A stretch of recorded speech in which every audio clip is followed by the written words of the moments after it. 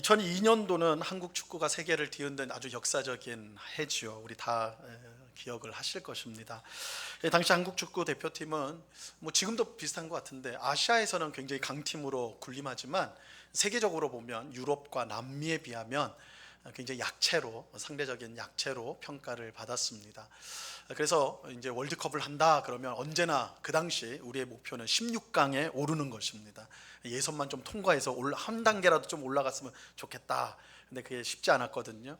근데 2002년도는 우리나라하고 일본하고 공동 개최이기 때문에 야, 이거 우리 홈구장에서 하니까, 우리나라에서 하니까 16강을 한번 좀 꿈꿔볼 수 있겠구나, 그죠? 뭐 결승, 4강 뭐 이건 꿈도 안 꾸고 16강에만 좀 올라갔으면 좋겠다, 그렇게 이제 생각을 하였습니다. 그런데 우리가 잘 아는 대로 한국 축구 대표팀이 엄청난 사고를 저지르죠. 유럽의 강팀들을 차례로 다 물리치고 16강이 뭐예요? 무려 4강에 이르기까지 네 손가락 안에 드는 기염을 토했습니다. 당시 세계 최강팀으로 인정받던 포르투갈, 이탈리아, 스페인을 차례로 물리쳤죠. 무릎을 꿇렸습니다. 그런데 이런 놀라운 결과 이면에는 우리가 잘 아는 대로 히딩크 감독이 있지요. 그래서 이 한국 축구는 히딩크 감독 이전과 이후로 나뉠 정도로 그는 엄청난 영향력을 발휘했습니다. 근데 흥미로운 사실은요, 이 히딩크 감독이 처음 국가대표팀을 딱 이제 맡고 나서 자기가 맡은 팀을 분석을 할 거 아니에요. 강점과 약점을 진단을 했는데, 우리 축구팀의 문제를 진단했는데 그 진단을 듣고 모든 전문가들이 다 비웃었어요. 역시 히딩크 감독입니다, 이러지 않았습니다. 다 비웃었어요. 저 양반이 우리 팀을 잘 모르네, 이렇게 생각을 했어요. 이 당시 전문가들은요, 한국 대표팀의 약점을 기술의 부족이라고 봤습니다. 발재간이 없다는 거예요, 쉽게 말해서. 유럽이나 남미의 선수들은 어릴 때부터 공을 달고 살아요. 그러니까 이 완전히 이제 이게 몸인지 공인지, 마치 몸의 한 부분이 공인 것처럼, 그래 발재간이 너무너무 좋습니다. 반면에 이제 한국 선수들은 그런 발재간이 없고 대신 체력과 정신력으로 이제 유지를 했다라는 것이죠.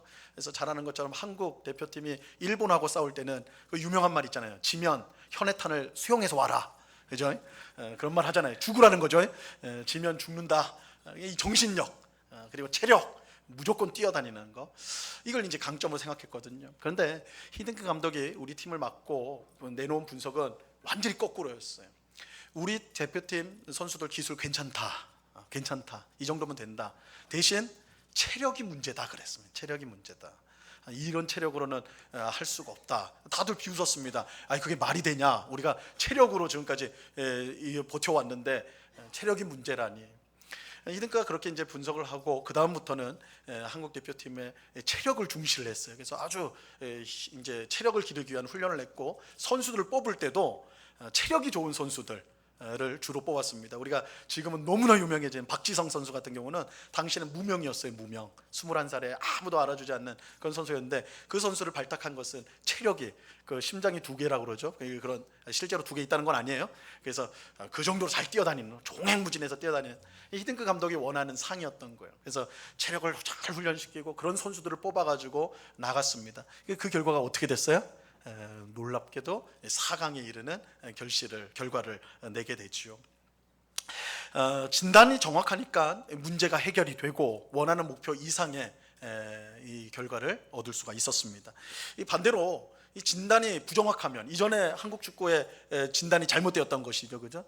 진단이 부족하면 문제를 해결할 수가 없고 계속 꼬이게 되는 것입니다. 이 무슨 문제든 진단을 정확하게 하는 것이 가장 중요합니다. 그래야지 문제를 해결할 수가 있기 때문입니다. 자, 오늘 우리가 함께 읽은 본문은요, 하나님께서 자기 백성에게 저주를 내리겠다라고 하는 경고의 말씀입니다. 지난 주일에는 하나님께서 자기 백성에게 복을 주겠다라고 선언한 말씀이었죠. 그러니까 오늘 말씀하고 정반대입니다. 지난주는 복을 주겠다, 오늘은 저주를 주겠다라는 말씀인데요. 사실 오늘이 이제 앞서 말씀드린 대로 우리 교회 설립을 감사하는 주일입니다. 설교를 준비하는데 이건 내가 잘못했다, 지난주 거를 오늘 해야 되는데, 그래서 교회 설립 주일에 와서 복 받는다 설교를 해야 되는데 교회 설립 주일날 저주를 선언하는 설교를 하니까 이거 뭔가 좀 잘못됐구나, 이렇게 이제 생각도 좀 들었습니다. 하지만 쓴 약이 몸에 좋다 그러죠. 쓴 약이 몸에 좋다 그러죠. 하나님께서 이 말씀을 딱 이때, 또 제가 이제 말씀을 제 임의적으로 하지 않지 않습니까? 그죠? 우리가 차례대로 말씀을 보는데 여기에 또 하나님의 섭리가 있겠다. 이 쓴 말씀이지만 이것을 우리가 잘 받아들이면 우리 성도들 또 우리 교회를 건강하게 하는 좋은 약이 되겠다. 이게 하나님의 섭리일 수 있겠구나. 그렇게 생각을 하였습니다. 자, 우리는 먼저 하나님께서 어떤 경우에 저주를 내리겠다라고 선언하는지, 어떻게 내리겠다고 말씀하는지 그것을 살펴볼 필요가 있습니다. 오늘 본문 15절 말씀을 보시길 바랍니다. 같이 읽겠습니다. 시작. 내가 만일 내 하나님 여호와의 말씀을 순종하지 아니하여 내가 오늘 내게 명령하는 그의 모든 명령과 규례를 지켜 행하지 아니하면 이 모든 저주가 내게 임하며 내게 이를 것이니. 자, 하나님께서 어떻게 우리가 하면 저주를 내리겠다고 말씀합니까? 어떻게 하면 저주를 내리겠다고 그러세요? 하나님 말씀에 불순종하면, 하나님 말씀에 불순종하면 저주를 내리겠다, 이렇게 말씀하세요. 이것은 지난 주일에 살펴본 말씀과 정확하게 일치를 하죠. 지난 주일에는 하나님께서 복을 주시겠다고 그랬는데 어떻게 하면 복을 주시겠다고 그랬어요? 어떻게 하면? 하나님의 말씀에 순종하면. 그러니까 이걸 거꾸로 뒤집으면 하나님 말씀에 불순종하면 저주를 내리겠다. 그러니까 사실 지난주 말씀이나 오늘 말씀이나 일치하는 거예요. 일치하는 말씀입니다. 여러분, 우리가 어떻게 하면 복을 받아요? 하나님 말씀에 순종하면 복을 받아요. 우리가 어떻게 하면 저주를 받아요? 하나님 말씀에 불순종하면 저주를 받아요. 너무 쉽죠? 어려워요? 너무너무 쉽죠? 복 받으려면 어떻게 하면 됩니까? 순종하면 돼요. 순종하기가 싫으니까 지금 목소리가 작은 것 같은데, 복 받으려면 순종하셔야 돼요. 그럼 저주를 받으려면 어떻게 하면 돼요? 불순종하시면 돼요. 그럼 저주 받아요. 그죠? 너무 쉬워요. 자, 그런데 우리가 여기서 이제 생각해야 될 굉장히 중요한 사실이 있습니다. 이게 굉장히 쉬운 것 같지만 사실 그 이면에 중요한 내용이 있어요. 내가 하나님의 말씀에 순종하면 복을 받고 내가 하나님의 말씀에 불순종하면 저주를 받는다, 이렇게 하면 이 복과 저주를 받는 것이 마치 내가 순종하느냐 순종 안 하느냐, 나에게 걸린 문제, 나에게 달린 문제처럼 그렇게 생각하기가 쉽습니다. 내가 복을 받으면 내가 순종하지 뭐, 내가 내가 불순종하지 뭐, 이런 식이는 않겠지만, 그죠? 마치 내가 하느냐 안 하느냐에 따라서 복과 저주가 결정되는 것처럼 생각하기가 쉬워요. 그래서 복을 받는 사람은 어떻게 생각을 해요? 내가 하나님 열심히 믿으니까, 그죠? 예배 열심히 잘 드리고 기도 열심히 하고 말씀 잘 읽고 하나님 말씀대로 순종하려고 이렇게 사니까 복이 오잖아. 그러면서 그냥 그렇게만 생각하면 되는데, 옆에 어려움을 당한 사람, 그죠? 어려움 당한 성도, 좀 못 사는 성도 보면 어떤 생각이 들어요? 저 사람도 나처럼만 하면 될 텐데 왜 불순종해서 저래? 이런 교만한 마음이 든단 말이에요. 높은 마음이 드는 거예요. 그죠? 내가 잘해서 복 받는 거야 라는 마음이 드는 거예요. 반대로 좀 불행한 일을 당하고 어려움을 당한 성도는 어떻게 생각합니까? 내가 이거 불순종해가지고 내가 이렇게 어려움 당하는구나, 힘든 일을 당하는구나. 그래서 자신을 심하게 자책하고 못난 자신에 대해서 분노하고, 그죠? 자신에 대해서 분노하고 또 깊은 절망에 빠지게 되는 것이죠. 물론 내가 잘해서 복을 받고 못해서 저주를 받는다는 것은 어느 정도는 사실이에요. 하나님의 말씀에 순종하는 것도 나고 불순종하는 것도 나이기 때문입니다. 하지만 여기에는 정말 중요한 사실이 빠져 있습니다.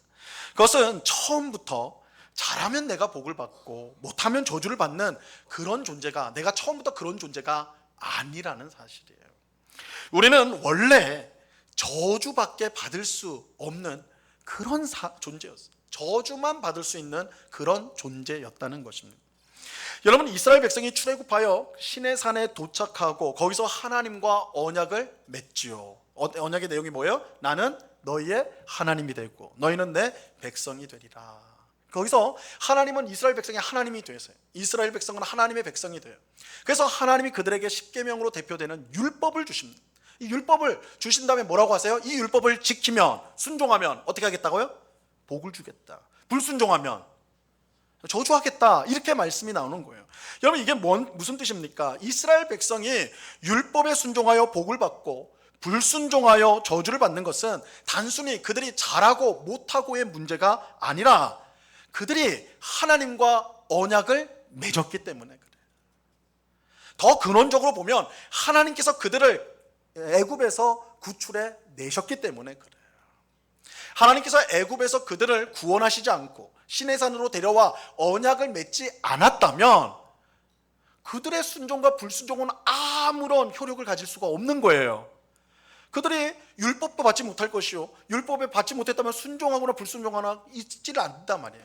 그러면 순종과 불순종이 복과 저주를 가져오는 그 무엇도 될 수가 없는 겁니다. 그러니까 애초에 복과 저주가 그들하고 상관이 없는 거예요. 여러분, 어떤 학생이요, 학교에서 시험을 봤다고 생각해 보세요. 시험을 봤어요, 학생이. 어떤 학생은 100점을 맞았습니다. 그리고 어떤 학생은 빵점을 맞았어요. 빵점도 되게 어려운 거예요, 그죠? 다 알아야 빵점 맞을 수 있어요. 찍어서 맞을 수가 있으니까. 하여튼 한 사람은 100점, 한 사람은 빵점 맞았어요. 선생님이 이제 성적표를 나눠주겠죠. 저 때는 그랬는데, 저 때는 1번부터 나오라고 해서 성적표를 나눠줬는데, 성적표 나눠주면서 잘하면 100점 맞았으면 어떻게 해요? 야, 너 공부 열심히 했구나, 잘했다, 칭찬받죠? 빵점 맞으면 어떻게 됩니까? 요즘에는 이제 체벌이 거의 금지됐다고 제가 들었는데, 그 꿀밤 한 대 맞죠? 아니면 심한 경우에는 몽둥이로 찜질을 당하죠. 그러면서 뭐라고 그래요? 너 다음에는 잘해라, 열심히 해라, 이렇게 이제 될 겁니다. 하여튼 100점 맞은 아이는 칭찬받을 거죠. 빵점 맞은 애들은 뭐 얻어 터질 것이고, 뭐 이렇게 되는 거예요. 그렇게 되는 거예요. 그런데 한번 상상을 해보자고요. 학생이 아니에요. 그냥 지나가는 사람이에요. 근데 그 사람이 뭐 그럴 일은 없겠지만, 그 시험 보는 날 그냥 교실에 들어와가지고 함께 시험을 봐버렸네요. 시험을 봤는데 그 학생이 아니죠. 그 사람이 100점을 맞았어요. 100점을.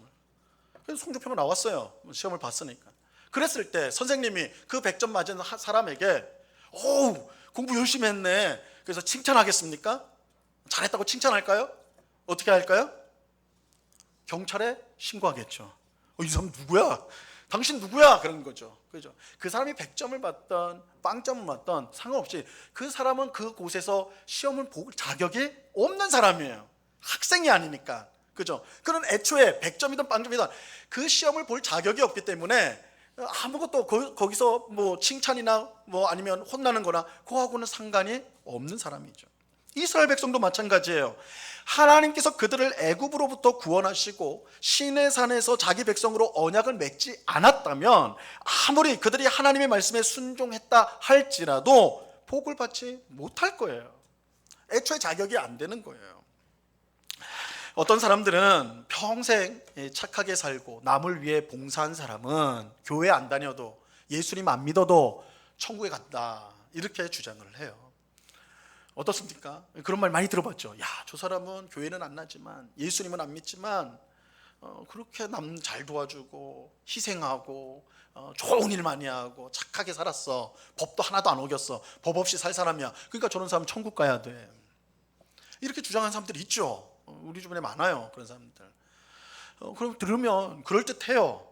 하나님께서 저렇게 착하게 산 사람 교회 안 다녔다고 해서 예수님 안 믿었다고 해서 지옥에 보낼까? 이런 생각 들죠. 그런데 그건 굉장한 대단한 착각이에요. 여러분, 예수님을 믿지 않으면 구원받을 자격이 아예 주어지지 않아요. 아무것도 아니에요. 하나님 앞에서는 자격이 없기 때문에 천국이냐 지옥이냐를 논할 수가 없는 거예요, 아예. 자, 이런 점에서 오늘 본문에 나오는 이 무시무시한 저주는 단순히 불순종하게 되면 받게 되는 벌, 그죠? 저주, 벌 정도로 생각하면 안 되는 거예요. 이 설교 앞부분에서 제가 말씀드린 대로 문제를 해결하려면 문제에 대한 정확한 진단이 있어야 합니다. 정확한 진단이 있어야 문제를 해결할 수가 있는 거예요. 오늘 본문에 나오는 저주는 단순히 하나님께서 불순종한 백성이 꼴보기가 싫어가지고 그들에게 벌을 내리시는 것이 아닙니다. 혹 인과응보, 잘했으니까 상 주고 못했으니까 벌 준다, 그 규칙에 따라 하는 것도 아닙니다. 오늘 본문의 저주는 언약을 깨트린 결과로서 주어지는 언약의 저주예요. 그래서 오늘 이 신명기 28장을 제대로 해석하기 위해서 가장 중요한 것이 이 언약적 저주란 말을 기억하셔야 돼요. 이게 언약적 저주라면 우리가 이거를 응용해 보면 지난주에 복을 주시겠다는 건 어떤 복이에요? 단순한 복이 아니라 언약적인 복이죠. 언약의 복이에요. 언약적인 복. 그래서 단순한 실수나 잘못이 아니라 하나님과의 언약 관계를 일부러 부정하고 무너뜨린 죄에 대한 저주를 말하고 있는 거예요. 오늘 본문 말씀은. 자, 오늘 본문 20절 말씀을 보시기 바랍니다. 20절 같이 읽겠습니다. 시작. 내가 악을 행하여 그를 잊음으로 내 손으로 하는 모든 일에 여호와께서 저주와 혼란과 책망을 내리사 망하며 속히 파멸하게 하실 것이며. 자, 여기에는 하나님께서 저주를 내리시는 근본적인 원인이 제시되어 있습니다. 하나님께서 왜 저주를 내리십니까? 그들이 하나님을 잊었으므로. 하나님을 잊었기 때문에 하나님을 잊었다. 자, 이 말은 이스라엘 백성들이 머릿속으로 까먹었다는 게 아니에요. 하나님을 지워버렸다는 게 아닙니다. 이스라엘 백성이 하나님을 어떻게 잊습니까? 하나님을 잊어버릴 수가 있는 거예요. 그럴 수 없죠. 여기서 잊었다는 것은 그들의 악한 마음 때문에 하나님이 싫어하는 것을 뻔히 알면서도 불순종했다는 뜻이에요. 여기서 잊었다는 거는 그 이스라엘 백성은 하나님이 누구신지 알아요. 하나님의 말씀도 알아요. 율법도 알아요. 뜻도 알아요. 그런데 일부러 지키지 않는 거예요. 그들의 악한 마음에 이끌려서 잊어버린, 일부러 어기고 일부러 그것을 폐기해버리는 거예요. 일부러 언약을 어겼다는 것입니다. 여러분, 이것을 부부관계로 비유를 하면요, 어떤 아내가 있어요. 근데 남편이 너무너무 사랑해요. 지극히 사랑해. 이 아내도 알아요. 내 남편이 너무 나를 사랑하는구나. 그런데 그 눈을 자기 남편이 아니라 엉뚱한 남자한테 두는 거예요. 불륜을 저지르는 거예요. 이 언약을 깨트린 거예요. 남편을 모르는 게 아니에요. 근데 남편을 잊어버렸어. 이 말은 남편의 사랑을 알고 내가 남편을 어떻게 해야 되는지 알면서도 불구하고 그것을 깨트려 버리고 다른 남자를 보는 거예요. 이것을 아버지와 자녀의 비유로 하자면 아버지가 아들을 너무나 사랑해요. 아들을 위해서 모든 걸 다 해줘요. 아들도 그걸 알아요. 내 아버지가 세상에서 나를 가장 사랑하신다는 거. 그런데 친구들이 더 좋아. 세상에서 노는 게 더 좋아요. 그래서 가출해 버리는 거예요. 세상을 따라 살아가는 거예요.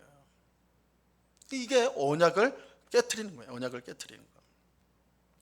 자, 그렇다면 저주를 받지 않으려면 어떻게 해야 되느냐? 어떻게 되느냐? 이 언약적 저주라는 것을 우리가 생각하지 않으면 단순히 그럼 하나님 말씀에 순종하면 되지요, 이렇게 답을 할 것입니다. 하지만 그냥 저주가 아니라 언약적인 저주이기 때문에 단순하지가 않은 거예요. 여러분, 왜 저주를 받는다고 그랬어요? 하나님을 잊어버렸기 때문이라고 했습니다. 하나님의 사랑과 은혜를 알면서도 일부러 그것을 무시하고 하나님을 배신하여서 우상과 세상을 따른 거예요. 그렇게 저주를 받지 않기 위해서는 하나님과의 언약 관계를 회복해야 하는 것입니다. 하나님과의 언약 관계를 회복해야 돼요. 하나님의 사랑과 은혜로 충만한 삶을 살아야 되고 우상과 세상이 아닌 오직 한 분 하나님만을 섬겨야 하는 것입니다. 그럴 때 우리는 참된 마음으로 하나님의 말씀에 순종하게 되고 하나님이 언약 관계 안에서 주시는 복을 우리는 누릴 수가 있는 것입니다. 지난주에 말씀드린 약속된 복들이 임하게 되는 거예요. 자, 이렇게 보면 신명기 28장에서 하나님께서 우리에게 주시겠다고 하는 복과 저주의 핵심은 하나님과 맺은 언약에 있다는 것을 알 수가 있어요. 그리고 그 언약 관계라는 것은 하나님을 우리가 사랑하고 의지하고 온전한 관계를 맺는 것을 말하는 것입니다. 이것을 다시 간단하게 말하면요, 우리 삶에 발생하는 모든 불행과 저주는 하나님과의 언약 관계가 깨어진 것과 관련이 있다라고 할 수가 있는 것입니다. 우리의 불행은 우리가 보통 생각하듯이 돈 때문이 아니에요. 우리는 돈이 없어가지고 내가 이렇게 불행한 거야. 돈만 있으면 내가 인생이 편할 텐데 이렇게 생각하죠. 돈 때문이 아니에요. 단순히 배우자를 잘못 만나서 내가 이렇게 힘든 게 아니에요. 자녀를 잘못 키워서 이렇게 고통스러운 게 아닙니다. 친구를 잘못 사귀었거나 직장을 잘못 택해 가가지고 내 인생이 이처럼 어렵고 힘든 게 아니라는 거예요.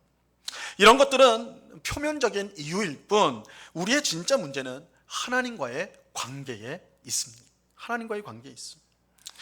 오늘 우리가 시간 사정상 28장 15절부터 22절까지만 읽었는데 15절부터 저주가 쫙 나오는데 22절까지만 나오는 게 아니에요. 사실은 28장 68절까지 저주가 나와요. 그래서 여러분 시간 되시면 집에 가서 잘 안 하실 것 같은데 한번 가서 읽어보시라고요. 그러면 아주 무시무시한 저주가 쫙 나옵니다. 68절까지 계속 저주에 대한 내용이 나와요. 근데 이 내용을 보면요, 이 저주의 내용을 보면 우리가 시간 사정에 다 볼 수가 없어요. 근데 내용을 읽어보시면 이 저주가 무슨 국가적 재앙, 우주적 재앙 이런 범위가 아니에요. 우리 개인이 다 삶 가운데 경험하게 되는 그런 불행과 어려움들이에요.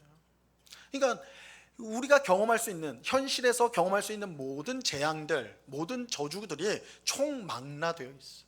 총망라되어 있어요. 중요한 것은 이 모든 불행과 어려움, 저주가 모두 어디서 나왔는가? 하나님을 잊어버린 데서 나오는 거예요. 하나님을 잊어버렸다는 것은 하나님과의 언약 관계가 깨어진 데서, 하나님과의 관계가 어긋난 데서 비롯되었다는 것입니다. 자, 이것은 우리에게요, 이제 두 가지 사실을 알려줍니다. 두 가지를 사실을 알려주는데, 첫째로 우리가 저주와 불행 가운데 있다면 제일 먼저 우리는 하나님과의 관계를 살펴보아야 한다는 사실입니다. 여러분, 지금 여러분의 삶이 불행 가운데 있다고 생각하십니까? 하는 일마다 막히고 꼬인다고 생각되세요?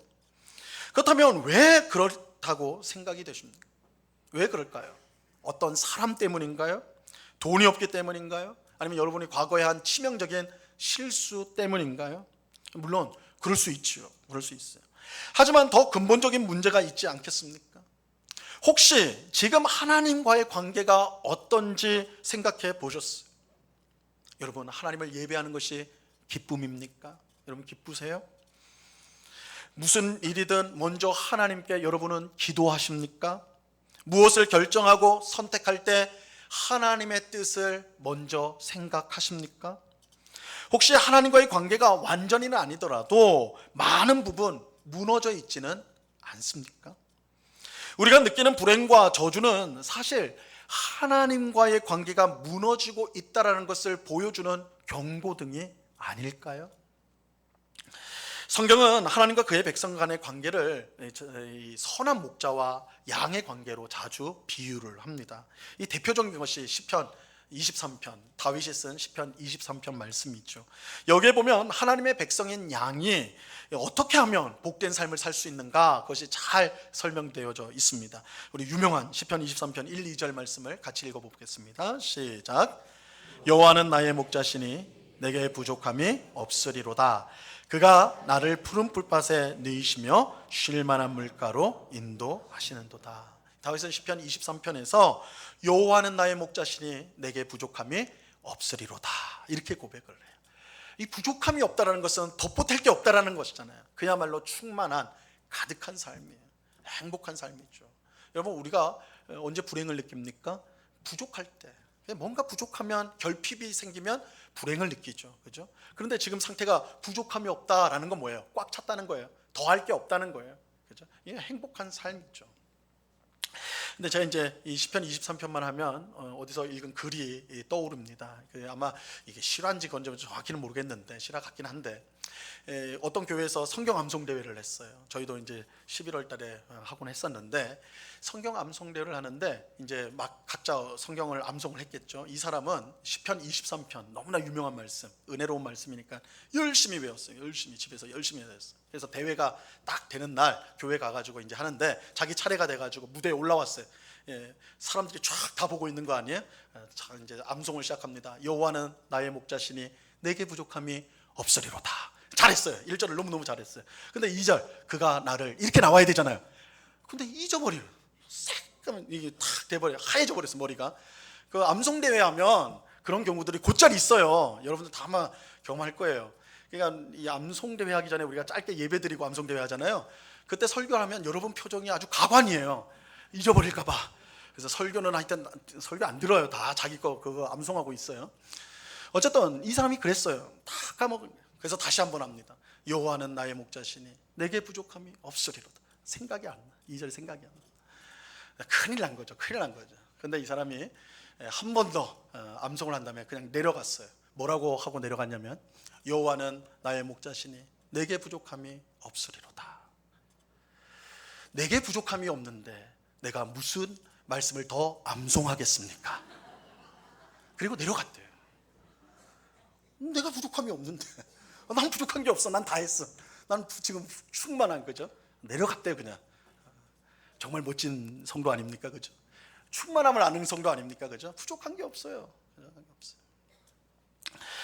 근데 다윗은 그러면 어떻게 해서 이런 충만한 상태로 행복을 누릴 수 있었을까?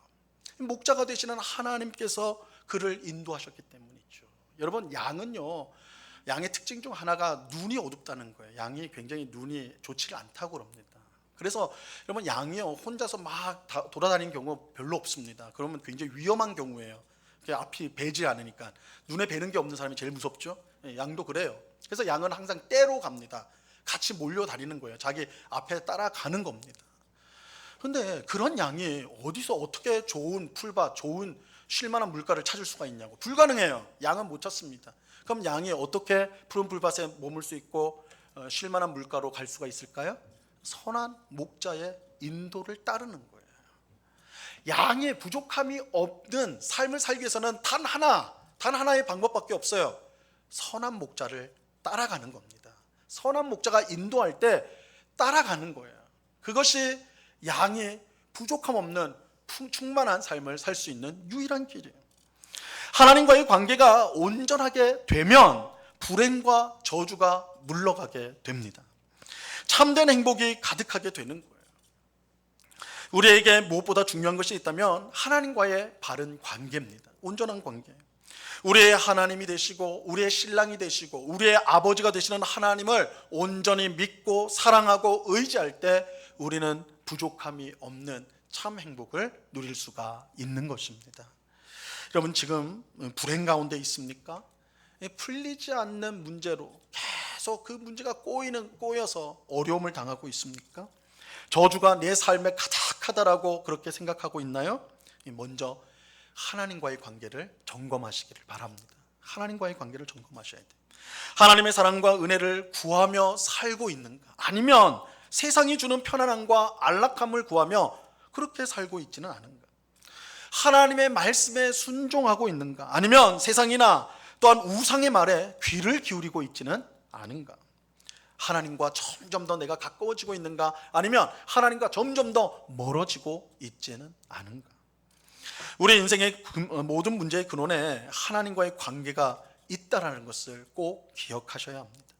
하나님과의 관계가 회복될 때에 우리 삶에 들이운 이 불행과 저주의 먹구름은 떠나가게 될 것입니다. 대신 하나님의 은혜와 사랑의 빛이 환하게 비치게 될 것입니다. 자, 두 번째로 우리가 받는 저주와 불행은요, 그저 저주와 불행으로 끝나지 않고 하나님을 찾도록 만들어서 끝내는 우리를 회복시켜 준다는 사실입니다. 이 독일의 유명한 아주 위대한 신학자로 추앙받은 디트리트 본 회퍼라는 목사님이 계세요. 신학자인데 사실 우리랑은 신학이 좀 맞지를 않아가지고 우리는 생소하지만 신학계에서는 굉장히 유명한 목사님입니다. 이분이 이제 히틀러 암살 모의에 참여해가지고 39살에 처형을 당하거든요. 근데 이제 그 전에 이제 감옥에 갇혀 있을 때 편지를 이제 주고받으면서 그 편지가 이제 책으로 나와 있습니다. 그 책에 이제 보면 이런 글이 있어요. 뭐라고 썼냐면, 결국 우리는 문제거리가 있어야만 기도하게 됩니다. 그때마다 나는 그것이 부끄러운 일이라고 생각하지만 말입니다. 이렇게 썼어요. 저는 이 글 읽으면서 동의하지 않을 수가 없는 거예요. 동의하지 않을 수가 없는 거예요. 여러분은 언제 기도하게 됩니까? 언제 기도의 자리에 나오게 됩니까? 모든 일이 다 잘 되고 하여튼 내가 너무 기쁘고 즐거울 때 그렇게 기도하게 됩니까? 하나님 나한테 이렇게 잘 되게 해주시니까 내가 너무 감사하다, 기도해야지, 이럽니까? 아니면 정말 하는 일마다 꼬이고 답답하고 그죠? 되어지는 일이 하나 없을 때 기도하게 됩니까? 언제 때 기도하게 돼요? 후자죠, 그죠? 보통은 후자일 겁니다. 오히려 잘 되고 또 내 인생이 진짜 탄탄대로 고속도로와 같다라고 했을 때는 기도하지 않죠. 오히려 하나님과 멀어지는 경우가 많습니다. 그 유명한 솔로몬을 보세요. 솔로몬은 하나님께서 왕이 될 때 지혜를 주지 않습니까? 신적 지혜를 받아요. 그 지혜를 가지고 얼마나 기가 막히게 나라를 잘 경영합니까? 그러니까 그가 부와 명예, 상상할 수 없는 부와 명예를 얻죠. 근데 그 부와 명예로 결국 어떻게 됩니까? 망해요. 망합니다. 그래서 전반기 솔로몬과 후반기 솔로몬은 완전히 다른 사람이에요. 완전히 다른 사람이에요. 그가 얻은 부와 그가 얻은 권력, 명예가 오히려 그의 발목을 잡았죠. 무너뜨린 거예요. 여러분, 이런 점에서 볼 때 이 고난과 불행, 우리가 삶 가운데 경험하는 고난과 불행은 그저 나쁘기만 한 건 아니에요. 특별히 하나님의 언약 백성에게는 더욱더 그렇습니다. 하나님은 그의 언약 백성을 너무나 사랑하셔서 매를 들어서라도 바르게 만드세요. 마치 자녀를 끔찍이 사랑하는 아버지가 자녀가 잘못된 길로 나아갈 때 가만두지 않고 그를 바르게 만들기 위해서 마음이 아프지만 사랑의 매를 드는 것과 같습니다.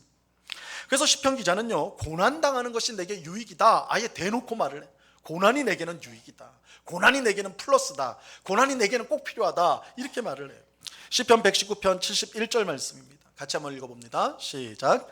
고난당하는 것이 내게 유익이라, 이로 말미암아 내가 주의 율례들을 배우게 되었나이다. 고난당하는 것이 내게 유익이라는 거예요. 왜요? 고난당하니까 하나님을 찾게 되고, 고난당하니까 하나님을 의지하게 되고, 고난당하니까 하나님의 말씀을 붙들게 된다는 거예요. 고난과 불행과 저주가 무조건 나쁜 건 아니에요. 무엇보다 하나님의 언약 백성인 우리에게는 더욱더 그렇습니다. 하나님은 고난과 불행, 저주를 통해 우리가 하나님을 찾도록 만들고 결국은 우리를 회복시켜 주십니다. 멀쩡히 살아있는 아버지의 유산을 받아 외국으로 간 탕자 있잖아요. 탕자. 누가복음 15장에 있는 탕자 이야기예요. 그가 어떻게 해서 다시 아버지께로, 사랑하는 아버지께로 돌아가게 됩니까? 어떻게 돌아가게 돼요? 그가 아버지, 살아있는 아버지, 멀쩡한 아버지한테 돈 달라고 그러죠. 유산을 달라고 합니다. 유산은 아버지가 죽어야 주는 돈이에요. 그러니까 아버지 빨리 죽어야 되는데 안 죽으셔서 먼저 주십시오, 이렇게 돼버린 거예요. 이런 막장 폐륜이 어디 있습니까? 어쨌든 받아가지고 외국으로 가가지고 지 멋대로 살아요. 아주 행복하게. 근데 돈 떨어지니까 어떻게 합니까? 당장은 먹고 살아야지. 알바하는 거예요. 근데 알바 자리가 있나요? 없어요. 그러니까 유대인들이 가장 멸시하는, 가장 더럽게 여기는 게 돼지거든요. 돼지, 짐승 중에. 그 돼지를 치는 일을 하게 되는 거예요. 일이 없으니까. 유대인들이 돼지 치는 건 있을 수 없는 일이에요. 근데 돼지를 쳐요. 먹고 살아야 되니까. 근데 그때도 먹을 게 없으니까 돼지가 먹는 열매를 먹는다고요. 엄청난 저주죠. 엄청난 고난이죠. 불행이죠. 그런데 바로 그것 때문에 이 탕자가 뭘 생각해요? 아버지를 생각해요. 야, 내가 아버지 집에 가면, 우리 아버지 집에는 종들도 이렇게 살지 않는데, 그러면서 내가 아버지께 가야 되겠다. 그러니까 이 탕자를 결국 아버지께로 돌아가도록 생각을 만든 게 뭐예요? 고난이었어요. 저주였어요. 불행이었단 말이에요. 여러분, 고난이요, 우리를 기도로 이끕니다. 불행이 우리를 믿음으로 이끌어요. 저주가 우리를 회개로 이끕니다. 언약 백성에게 저주와 불행은 그저 저주와 불행으로 끝나는 법이 없어요. 반드시 우리를 하나님께로 이끌어 회복하도록 만드십니다. 이것이 하나님이 우리에게 불행과 저주를 주시는 이유입니다. 그러므로 우리는 고난과 불행, 저주 가운데 있을 때에 하나님 앞에 겸손히 엎드려야 됩니다. 겸손히 엎드려야 됩니다. 하나님의 도움과 은혜를 구해야 됩니다. 그럴 때 하나님은 우리를 만나 주시고 끝내 우리를 회복시켜 주십니다. 탕자가 잘한 것 딱 하나 있다면 아버지를 생각하고 돌아간 거예요. 우리에게 저주와 불행과 고난이 있다면 그건 하나님께 돌아오라는, 언약 관계를 다시 회복하라는 하나님의 간절한 소망이요, 외침이라고 할 수가 있는 것입니다. 자, 오늘 본문은 저주를 내리시는 하나님을 우리에게 알려주고 있습니다. 하지만 하나님이 저주를 내리시는 것은 마귀처럼 우리를 망하게 만들기 위함이 결코 아닙니다. 하나님은 언약 백성인 우리를 절대 버리거나 또한 포기하지 않으세요. 하나님은 자기 백성을, 또한 자기 아내를, 자기 자녀를 절대 놓치거나 포기하는 법이 없습니다. 하지만 그렇다고 마음대로 살도록 내버려 두지 않으세요. 그것은 스스로 불행에 빠지고 절망 가운데, 저주 가운데 망하는 길로 가는 것이기 때문에 그냥 두고 보진 않으세요. 하나님은 우리의 하나님과 우리의 신랑과 우리의 아버지가 되시기 때문에 우리가 결코 망하는 길을 걸어가도록 내버려 두지 않습니다. 그래서 하나님은 오늘 본문처럼 저주를 선언하세요. 저주로 인해 망하도록 하기 위해서가 아니라 저주를 통해 정신 차리고 다시 회복하도록 하기 위함인 것입니다. 그러므로 우리가 불행하고 저주를 받았다고 생각할 때 무엇보다 하나님과의 관계를 점검해야 하는 것입니다. 하나님과의 언약 관계가 바른지를 확인하셔야 돼요. 하나님을 나의 하나님으로 지금 섬기고 있는가? 하나님을 나의 신랑으로 나는 사랑하고 있는가? 하나님을 나의 아버지로 공경하고 따르고 있는가? 만약 그렇다면 우리가 당하는 불행과 저주는 오히려 우리를 살리고 회복하게 하는 복이 될 것입니다. 오늘은 교회 설립을 감사하는 주일입니다. 주님은 언약 백성으로 우리를 불러 주셨습니다. 여러분, 교회는 이 건물이 아니라 우리 성도들이 교회예요. 우리 언약 백성, 하나님과 언약을 맺은 백성들이 이렇게 함께 모인 것을 교회라고 합니다. 우리는 언약 백성으로 이 자리에 모여 있는 거예요.